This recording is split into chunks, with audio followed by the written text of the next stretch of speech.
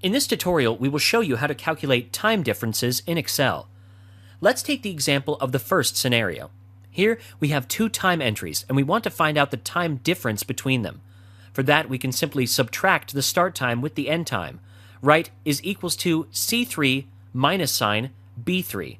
You can use autofill to complete the rest of the cells. In the second row, the time spent was 19 hours, but let's say 4 out of those 19 hours were spent in breaks. In order to subtract the hours, you will need to edit the formula a bit.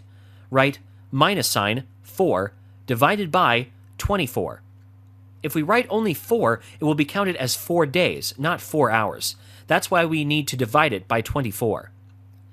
Now suppose you need to subtract 1 hour and 32 minutes from an entry.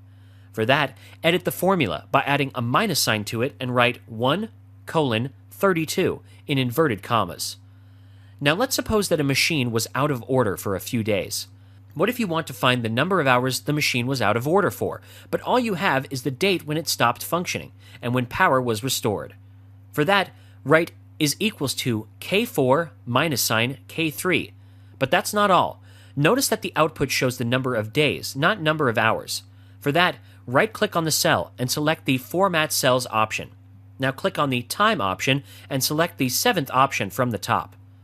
Now go to the Custom option and remove the seconds from the formula. Once done, you can see the number of hours the machine was out of order for.